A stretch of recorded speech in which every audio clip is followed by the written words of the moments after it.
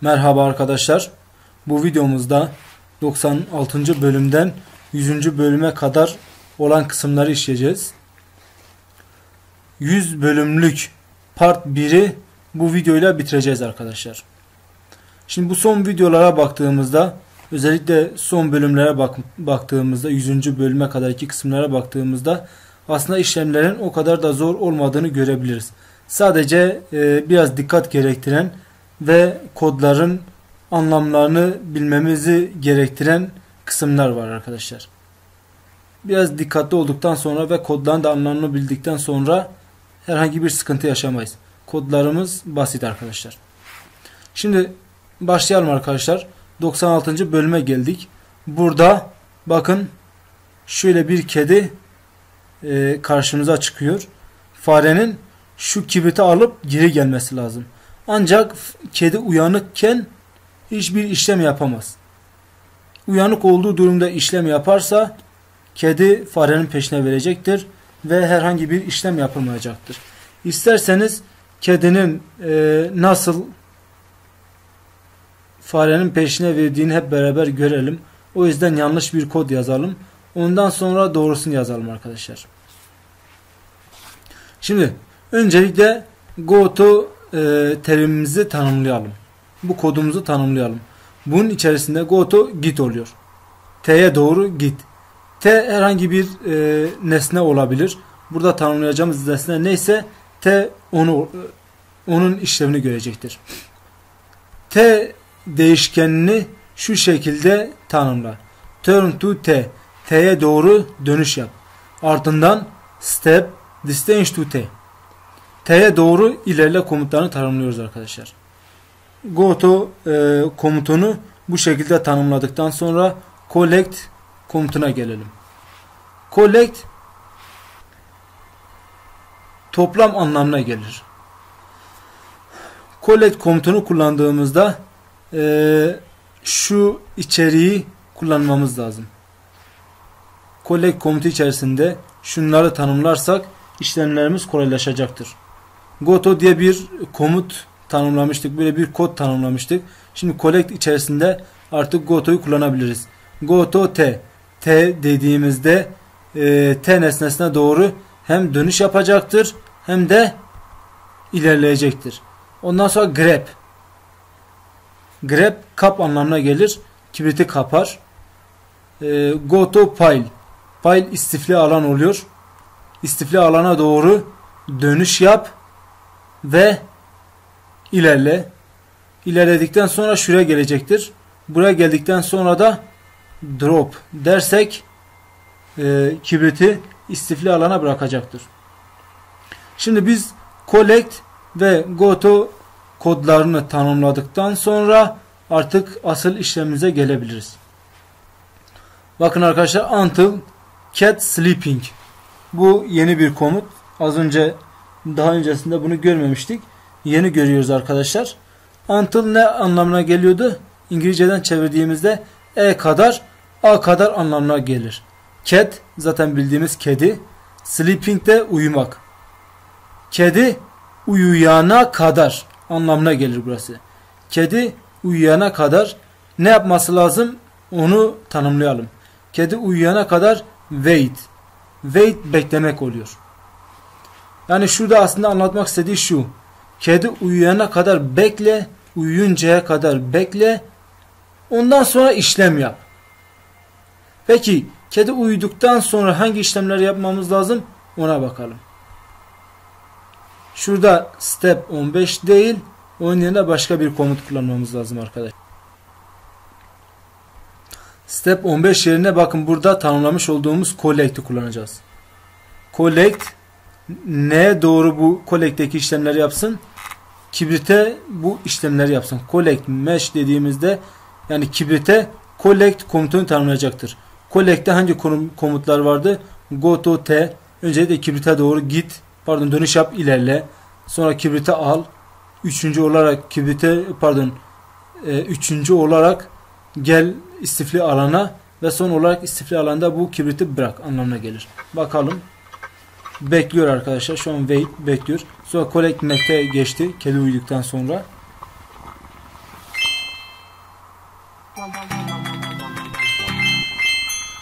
Üç yıldızımızı aldık arkadaşlar. 3 yıldızı aldıktan sonra tekrar işlemlerimize geçelim. Next challenge. Sonraki bölüme geçelim.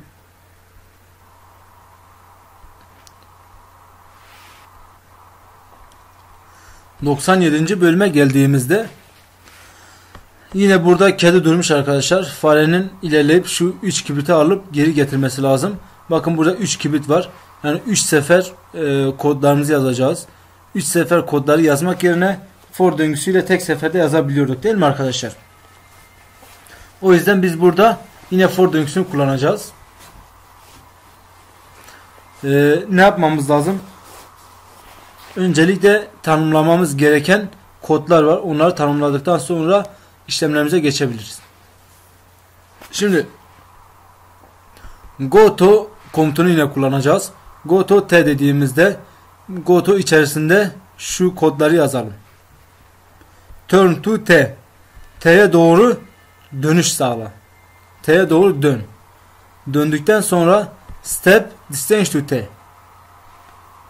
T'ye doğru ilerle. O mesafeyi kat et anlamına gelir. Goto'yu tanımladıktan sonra collect komutumuzu tanımlayabiliriz. Collect topla anlamına gelir. Toplam anlamına gelir. Yine aynı şekilde t değişkeni ile isimlendiren bir collect tanımlıyoruz. Bunun içerisine de goto t diyoruz.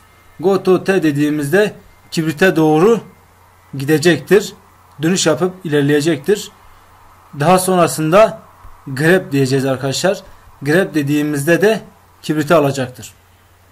Kibriti aldıktan sonra dönüş yapması lazım değil mi arkadaşlar? İstifli alana doğru. Dönüş yapıp ilerlemesi lazım. Bunun için yine goto komutunu kullanıyoruz. Goto pile dediğimizde istifli alana doğru dönüş yapıp ilerleyecektir. Ardından da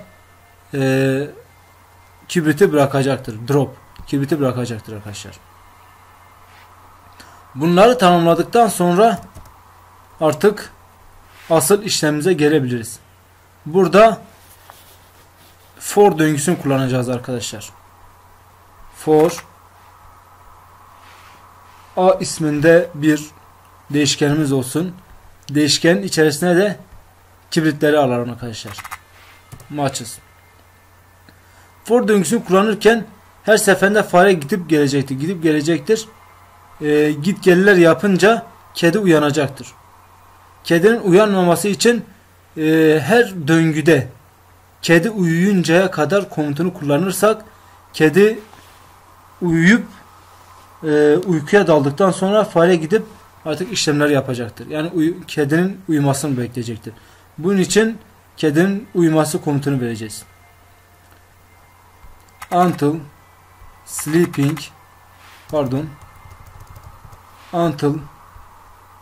cat nokta sleeping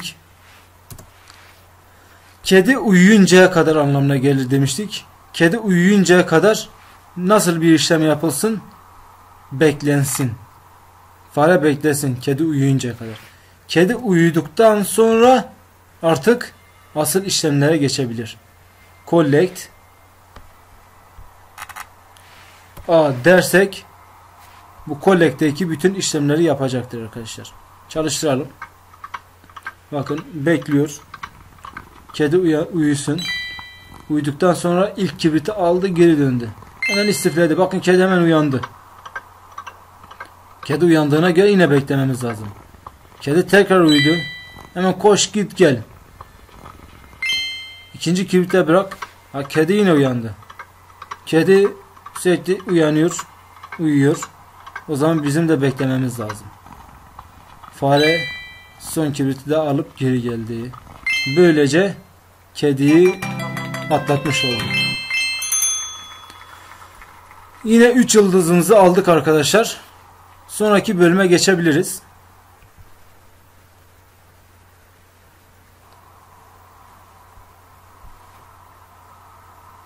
Bakın arkadaşlar. Burada karşımızda bir engel var. Bunun için köprü üzerinden geçmemiz lazım. Düz geçemiyoruz. Düz gidemiyoruz. Dolayısıyla öncelikle köprüye dönüş sağlanıp ondan sonra öbür işlemlerin yapılması lazım. Aynı şekilde dönerken de düz gelemeyiz. Dönerken de köprüye doğru dönüş yapıp ardından da şu alana doğru ilerlememiz lazım. Tabi bu arada kedinin de uyumasına, yani sleeping uyumasına dikkat edeceğiz. Komutlarımızı tanımlayalım arkadaşlar. Az önce tanımladığımız gibi go to t. Go to içerisinde bizim tanımlamamız gereken kodlar vardı. Turn to t, step distance to t. T'ye doğru dönüş yap ve T'ye doğru ilerle. O mesafeyi kat et. Go to'yu tanımladıktan sonra bakın arkadaşlar, karşımıza yeni bir seçenek çıktı. Safe collect.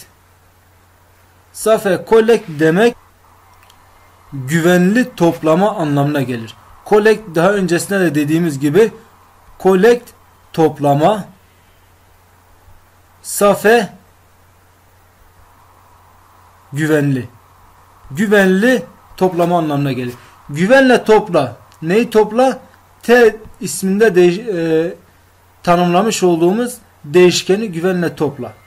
Peki biz bunun içerisinde hangi komutları yazabiliriz? Nasıl bir işlem yapabiliriz? Ona bakalım. Go to T. T'ye doğru dönüş yap ve ilerle. Dönüş yapıp ilerledikten sonra kibriti al diyor değil mi arkadaşlar? Biz bakın burada ama doğru ama eksik bir şeyler var. Biz ne demiştik? Öncelikle köprüye doğru dönüş yapması lazım değil mi arkadaşlar? Bu durumda ne yapacağız? Şu alana köprüye doğru dönüş yap komutunu vermemiz lazım. Go to bridge.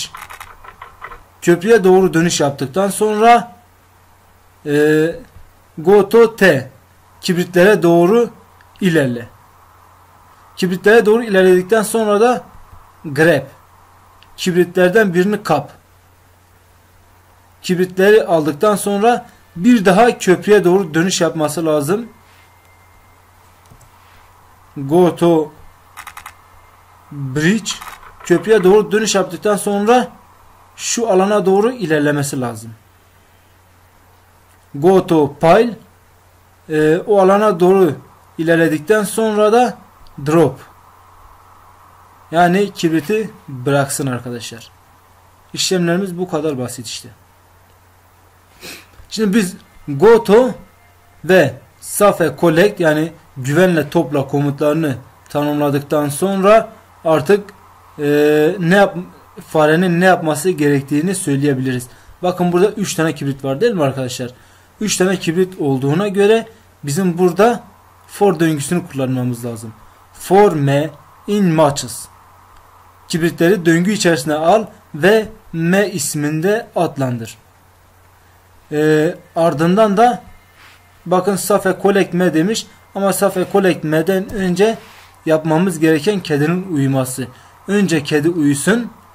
Cat sleeping, yani kedi uyusun. Kedi uyuduktan sonra fare geçsin, işlemlerini yapsın. Evet. Until cat nokta sleeping, kedi uyuyana kadar fare ne yapsın? Beklesin. Wait. Kedi uyuyana kadar fare bekledi. Fare, yani kedi uyuduktan sonra farenin ne yapması lazım? Safe collect me. Yani me burada kibrit oluyor diye arkadaşlar. Me kibritine, yani daha doğrusu kibritlere safe collect komutunu uygula. Safe collect me. Safe collect neydi? Şuradan baktığımızda safe collect dediğimizde şu işlemlerin hepsi çalışacaktır. Dolayısıyla safe collect me dediğimizde fare öncelikle köprüye doğru dönüş yapacak. Ardından dönüş yapıp ilerleyecek. Ardından kibritlere doğru dönüş yapıp ilerleyecektir. Kibritlerden birisini alacaktır. Go to bridge, tekrar dönüş yapıp köprüye doğru ilerleyecek.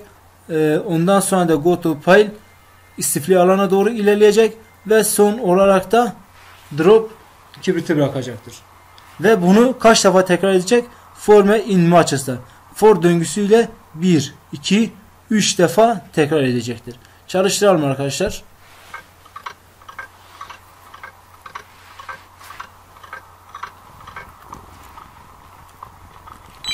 Bakın arkadaşlar, fare uyuduktan sonra ilk kibriti aldı geldi.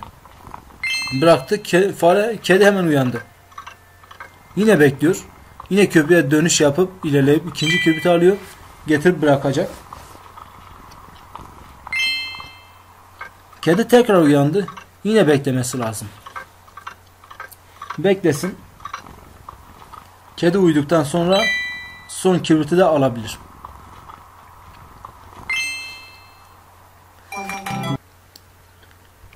...98. bölümü de böylece bitirdik diyeceğiz arkadaşlar. Ancak bakın, tek yıldız aldık. 3 yıldızı alamadık. O yüzden tekrar çalıştıralım kodumuzu. Demek ki bizden istediği bu değil arkadaşlar. Burada for döngüsüyle en az komutu yazmamız lazım.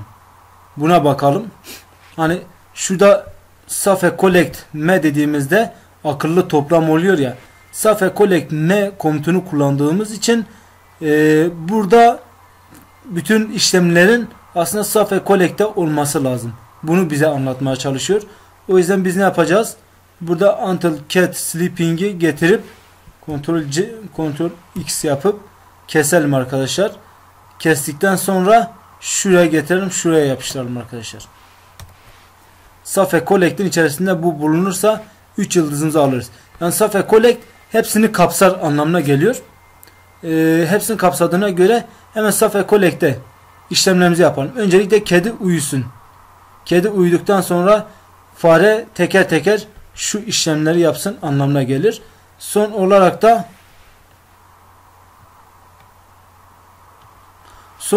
da forme in matches dediğimizde döngüyü çalıştırdığımızda safe collect m dersek bakın kısacık bir kodla hepsini çalıştırmış olduk. Çalıştıralım.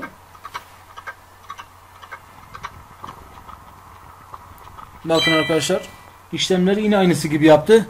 Daha doğrusu yapıyor. Ancak burada 3 yıldızımızı da tam alabiliriz.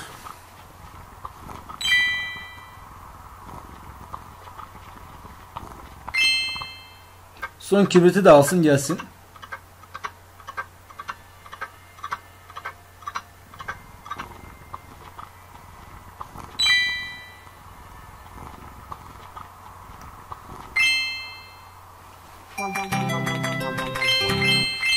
Böylece 3 yıldızı almayı başardık. Sonraki bölüme geçelim. 99. bölüm. Evet. Burada bir karınca, bir kedi ve bir fare var. Farenin gelip şu kibriti alması lazım. Ancak karınca bu kibriti kaçırmaktadır. Hem karınca kibriti kaçırıyor hem de kedi fareyi takip ediyor. Farenin bu zor şartlar altında kediyi atlatıp karıncanın da peşine verip karıncanın peşinden koşturup o kibriti alıp getirip istiflemesi lazım. Bakalım nasıl yapacak bu işlemleri. Arkadaşlar bakın, burada chase komutu var. Chase komutu İngilizceden Türkçe'ye çevirdiğimizde kovalamak anlamına gelir. Chase, kovala. Fare karıncayı kovalasın. Chase, kovala. Ve burada kodlarımızı yazalım. Karıncayı kovalarken turn to match, kibrite doğru dönüş yapsın. Ondan sonra kibrite ulaşıncaya kadar bir adım yani teker teker adımlarla koşarak gitsin. Step 1. Step 1 dediğimizde kibrite ulaşıncaya kadar, yani öncelikle kibrite dönüş yapacaktır. Kibrite ulaşıncaya kadar da birer adımlarla ilerleyecektir arkadaşlar. Chase komutunu böylece tanımladıktan sonra safe collect komutuna geçebiliriz. Safe collect güvenle topla anlamına gelir. Elimizden geldikçe bütün komutlarımızı bunun içine yazmamız lazım. Daha sonra safe collect komutunu çağırdığımızda bütün işlemleri safe collect yapacaktır. Ve değişkenimizi de m ile adlandıralım. Bakın chase m, Çizme dediğinde kibrite doğru dönüş yapıp kibrite ulaşıncaya kadar birer adım hep ileri gidecektir. Gittikten sonra grab, kibriti alsın. Kibriti aldıktan sonra dönüş yapsın. İstifli alana doğru geri dönsün. Ondan sonra tekrar kibriti bıraksın. Ancak bu işlemleri yaparsak kedi uyanık olacağı için farenin peşine verecektir ve farenin işlem yapmasını engelleyecektir. O yüzden biz bu komutlarımıza başlamadan önce şu kısımda kedi uyutmamız lazım. Kedi uyutma komutu until cat nokta sleeping. Kedi uyuyuncaya kadar fare ne yapsın? Beklesin. Bekleme komutu wait'ti arkadaşlar. Wait İngilizce bir terim. Türkçe'ye çevirdiğimizde beklemek anlamına gelir. Şimdi bunları yaptıktan sonra artık fareye komut verebiliriz. Safe collect match. Fareye bu komutu verdiğimizde bakın arkadaşlar sadece bu komutla gidip bütün işlemleri yapacaktır. Çünkü bu komutla safe collect'te biz zaten daha öncesinde şu adımların hepsini anlatmış bulunmaktayız. Bu adımların hepsini tanımlamış bulunmaktayız arkadaşlar. Yani safe collect match dediğimizde bütün işlemleri yerine getirir. Şimdi çalıştıralım. Bakın kedi uyusun.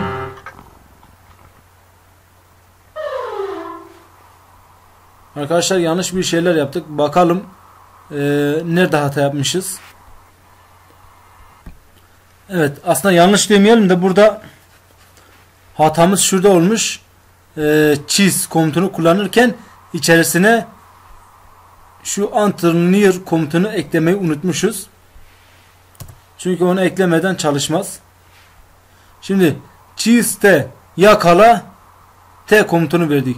Bundan sonra until near t dersek until near t dersek t'nin yakınlarına kadar anlamına gelecektir.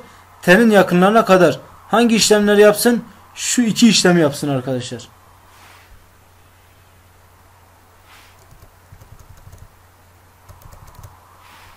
Turn to T, sonra da step 1 dememiz lazım. Az önce belki fark etmişsinizdir. Burada turn to match demiştik.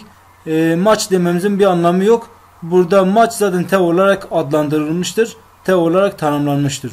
O yüzden turn to T dememiz lazım. Çalıştıralım.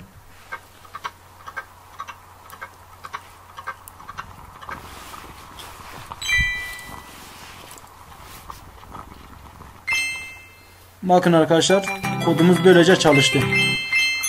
3 yıldızı da aldık arkadaşlar. Sonraki mücadelemize geçelim.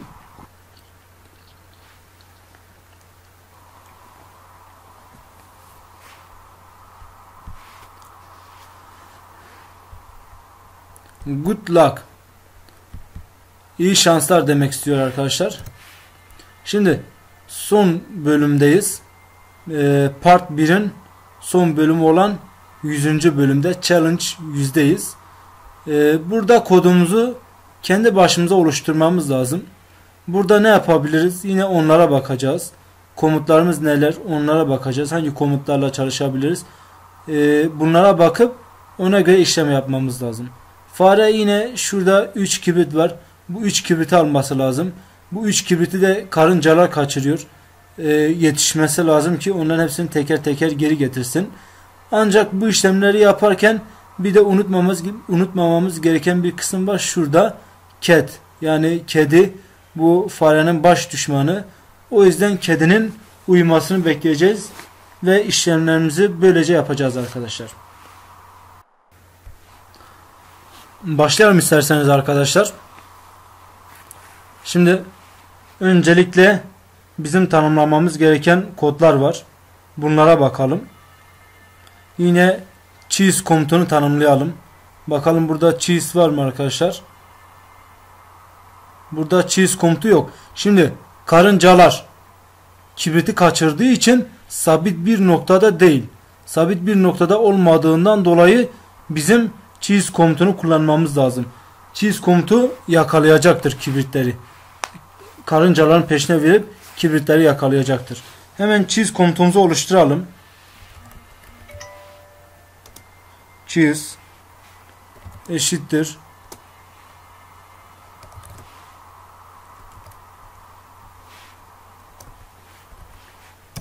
cheese komutumuzu oluşturduk.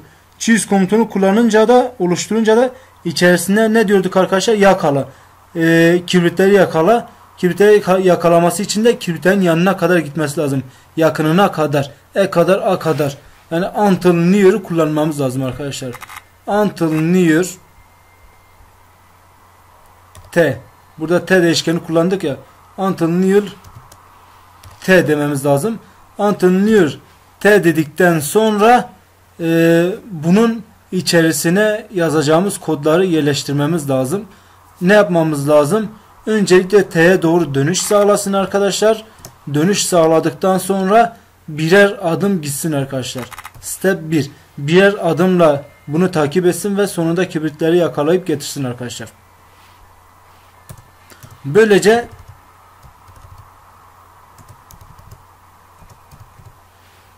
cheese komutunu kullanmış olduk.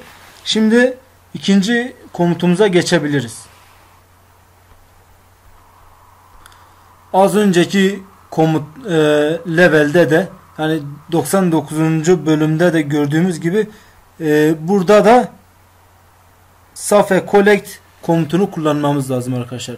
Safe collect akıllı toplam anlamına geliyor. Daha doğrusu güvenli toplam anlamına geliyor diyelim arkadaşlar. Safe collect güvenle toplam. Hemen yazalım. Safe collect komutumuzu yazdıktan sonra hemen eşittir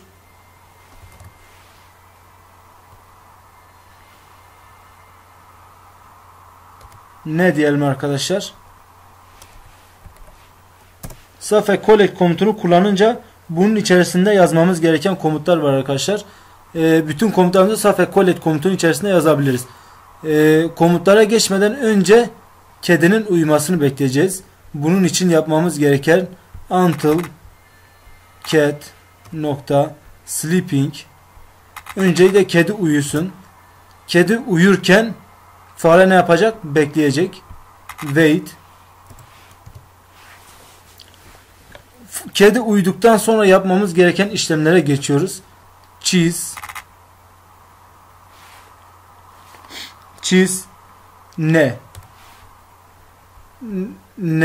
neye cheese işlemlerini uygula. Yani cheese'te olan işlemleri ne komutuna ne değişkenine tanımlayacaktır.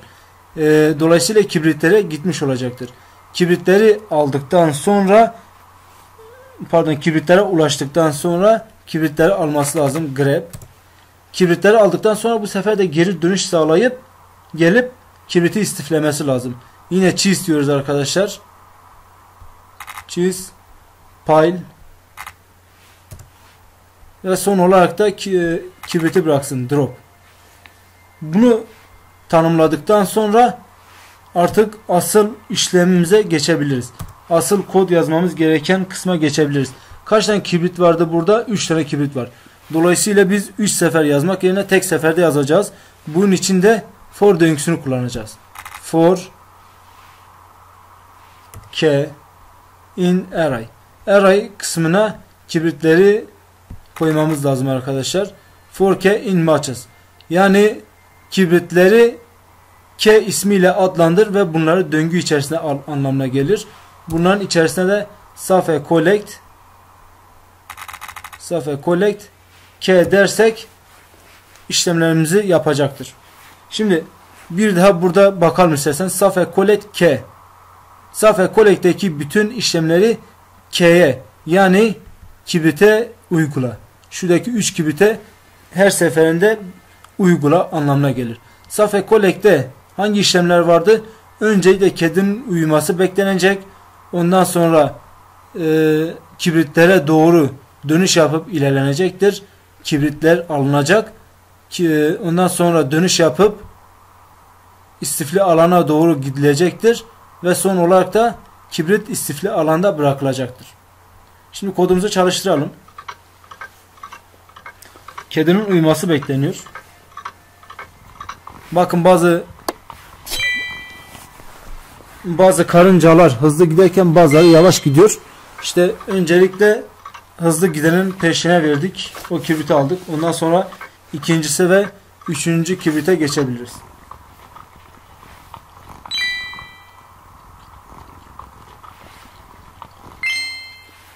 Evet. Yine kedinin uyumasını bekledik. Kedi hemen uyudu. Ve son kibriti de aldık. Geldik arkadaşlar. Arkadaşlar burada yine 3 yıldızımızı almayı başardık. Ve böylece 100. bölümü de bitirdik. Part 1 100 bölümden oluşuyordu. Bu son videomuzla beraber bu 100 bölümü de bitirdik. Bu 100 bölümü de elimizden geldikçe en iyi şekilde yapmaya çalıştık. Hepsinde de 3 yıldız almaya dikkat ettim. Ve şimdiye kadarki çektiğim bütün videolarda 100. bölüme kadarki çektiğim bütün videolarda 3 yıldızdan beraber ilerledik arkadaşlar. 100. bölümü de bitirdiğimize göre bundan sonra part 2 ikinci bölüme geçebiliriz. 100. bölümden sonraki kısımlara geçebiliriz. Şimdiye kadarki anlattığım bölümlerde kafanıza takılan, aklınıza takılmış olan sorular varsa istediğiniz gibi yorumlar kısmında sorabilirsiniz. Elimden geldikçe cevap vermeye çalışırım arkadaşlar. Yardımcı olmaya çalışırız.